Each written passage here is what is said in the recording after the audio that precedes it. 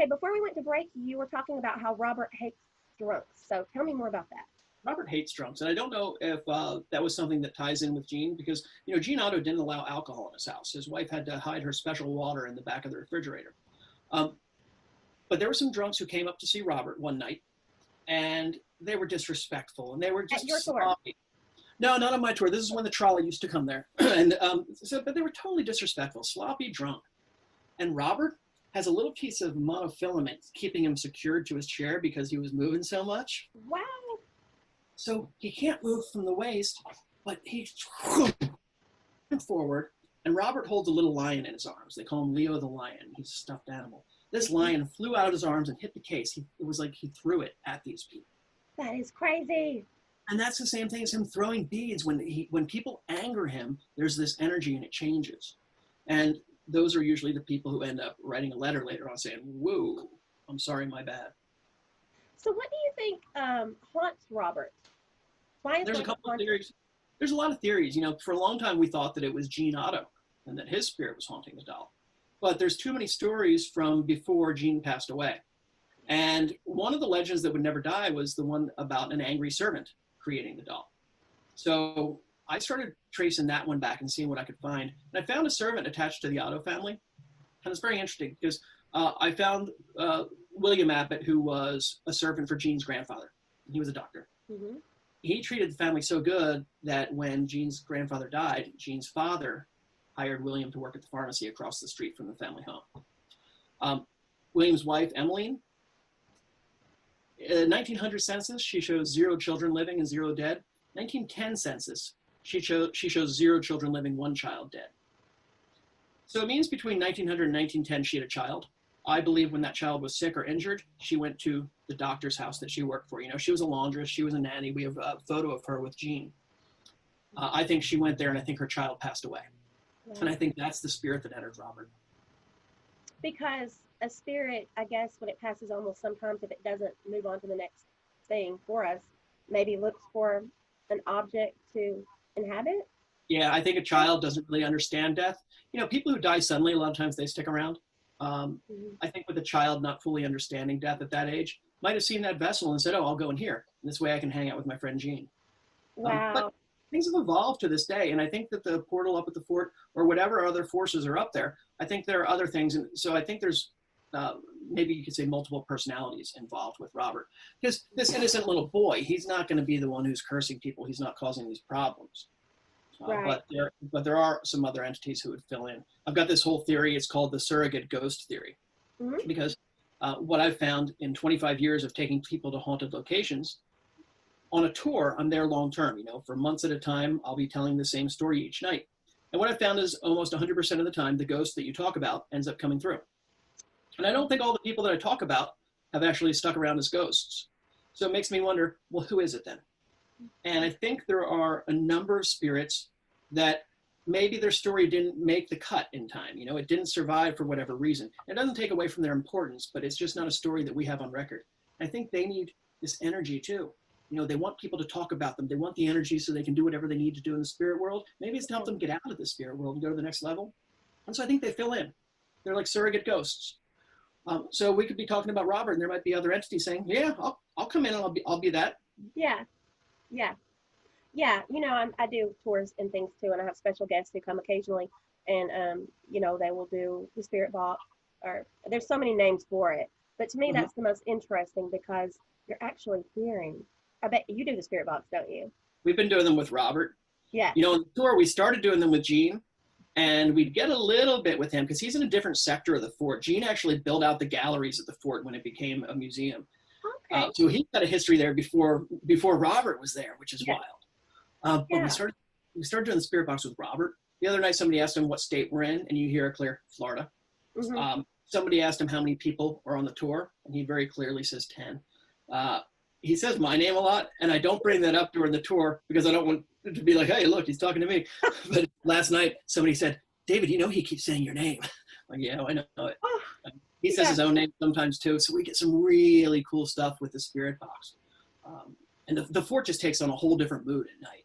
Oh, I've been there, and there's some creepy things there. I mean, cool, but creepy.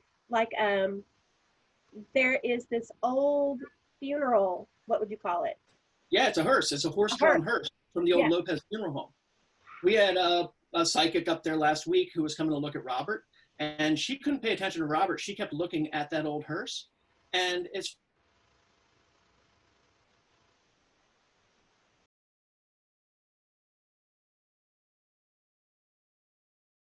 Okay.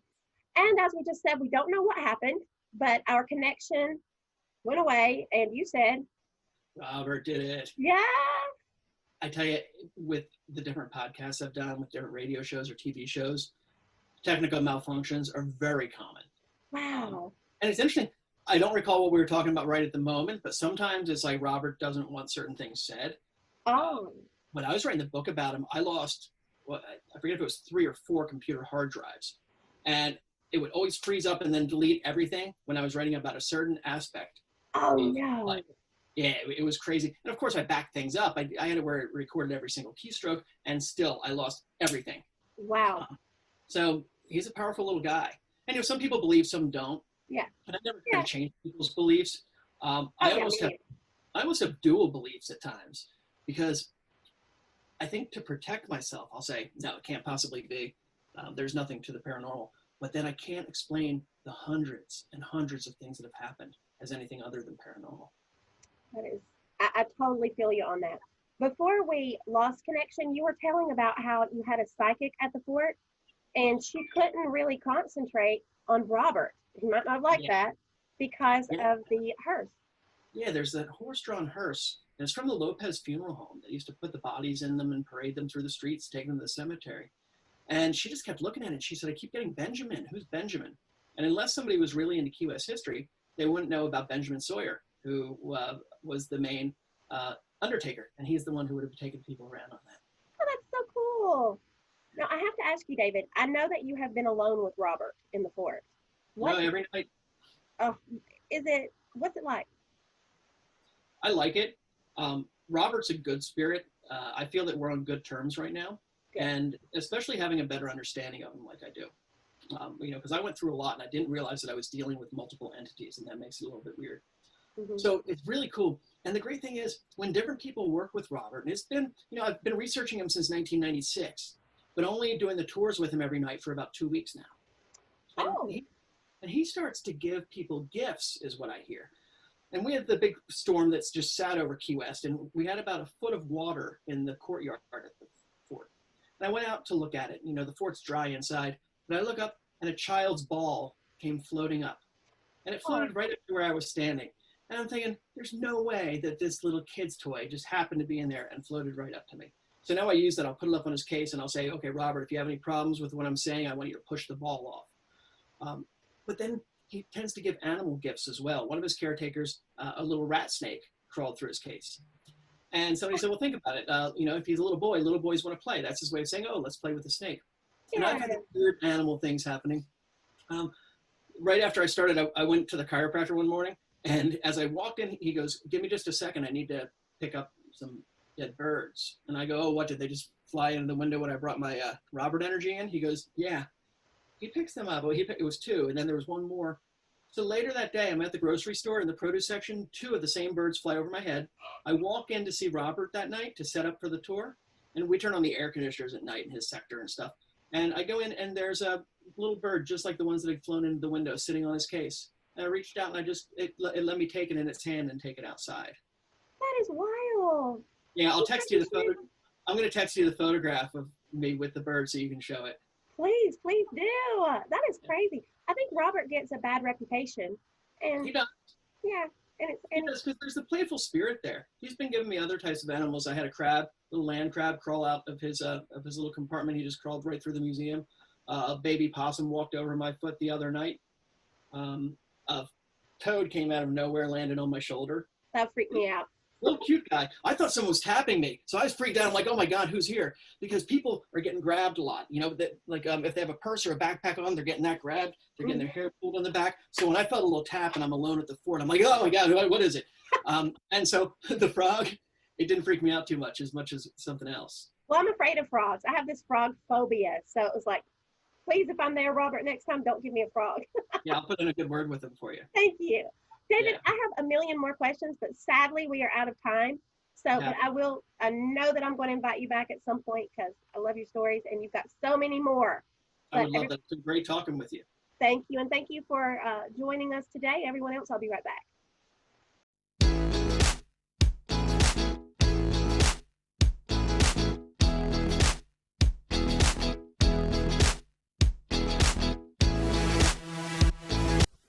And thank you, Connie, and thank you, David L. Sloan.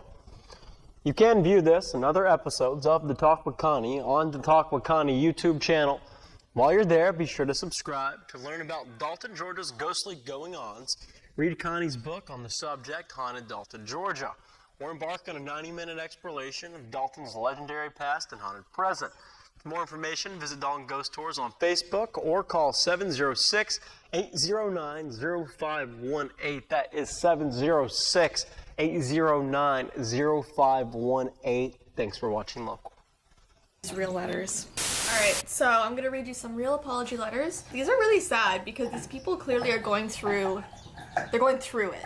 You know what I mean? And they're begging for forgiveness. So here's the first one. It's March 31st, 2010. Dear Robert, I am very sorry for not asking your permission to take your picture while visiting the museum last week. Since I have taken your picture without permission, many strange things have happened to me. While driving back from the Keys, a deer ran out in front of our car. We had to swerve to avoid hitting it and ran off the road. We almost hit a tree. 2 days later, we had a small kitchen fire. Also, we have been hearing childlike giggles coming from our basement. You joking me? It's horrible. Gotta be careful, children. They work their way into basements everywhere. Last night, I was home all alone. I heard a voice coming from the basement. When I went to investigate, I tripped and fell down the bottom of 3 stairs. I got up to run out, but the door was locked. My husband said that I probably turned the lock myself without even thinking about it and locked myself in the basement. But honestly, Robert, we both know the truth. This is serious. She's writing this as if she's like scolding a child. I know, but really, Robert, we know who did it. Please accept my deepest apology for taking your picture without asking. Also, please accept my daughter's apology for sticking out her tongue at you and making fun of you. That's the other thing. If you like make fun of him, laugh at him, he will curse you as well. So it's not nice. Robert doesn't play. You know what I mean? He doesn't play.